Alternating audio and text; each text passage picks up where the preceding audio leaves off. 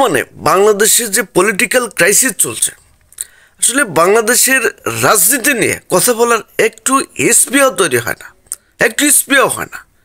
বাংলাদেশের বিএনপিও ভালো না, বাংলাদেশের আওয়ামী লীগ তো ভালোই না, বাংলাদেশের জামাত বলুন, বাংলাদেশের যে কোনো পলিটিক্যাল পার্টি বলুন, কেউই ভালো না।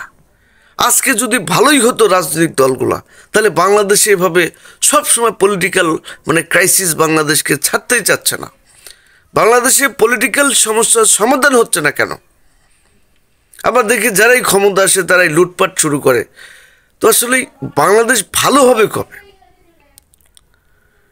আপনার বাংলাদেশের নির্বাচন দিয়ে কোনো লাভ হবে না, সংস্কার করেও লাভ হবে না, বাংলাদেশের লাভ হবে না। বাংলাদেশের এই পলিটিক্যাল যে সাংঘর্ষিক, এটা কখনোই দূর হবে না। তো বর্তমানে যে পলিটিক্যাল ক্রাইসিস চলছে, আমরা বিএনপিকে বলবো আপনাকে ধৈর্য ধরতে হবে।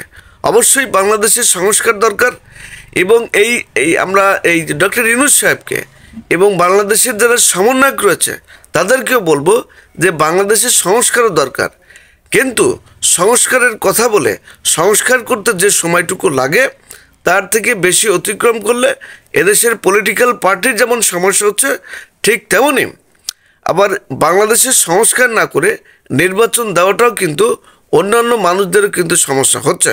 তো সুতরাং আমরা বলতে চাই, উভয়কেই শান্ত হতে হবে, ঐক্যবদ্ধ হতে হবে, এবং যারা সমন্বয়ক রয়েছে এবং তাদেরকে আমরা বলবো যে আসলে এই যে আগামীতে যে নির্বাচন হবে, সেই নির্বাচনে কারা জয়লাভ করবে, কারা জিতবে, সেটা বাংলাদেশের মানুষ নির্ধারণ করবে। এবং পরবর্তীতে যে পার্টি ক্ষমতায় যাক না কেন, তারা যদি শেখ হাসিনার মতো রূপ ধারণ করে, তাহলে সে দেশে বাংলাদেশের মানুষ সেটা বুঝবে এবং বাংলাদেশের মানুষ সেটা জবাব দেবে। এদেশের ছাত্র সমাজ তখন তাদেরকে জবাব দেবে। তো কাজেই এত পরিকল্পনা নিয়ে থাকার প্রয়োজন নেই। আমরা সমন্বয়কদের বলতে চাই, আপনারা যদি রাজনীতি করতে চান, খুব তাড়াতাড়ি একটা পলিটিক্যাল পার্টি গঠন করুন।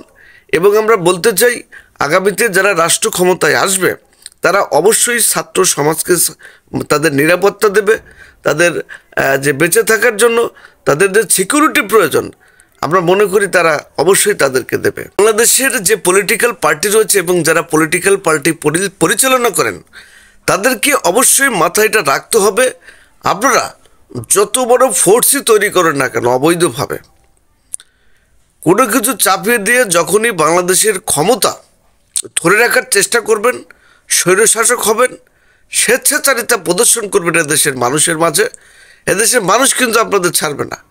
এদেশে শেখ হাসিনা যেমন টিকতে পারে নাই, আগামীতে যারাই এই স্বৈরশাসক হওয়ার চেষ্টা করবেন এদেশের মানুষ কিন্তু তাদের দমন করবে।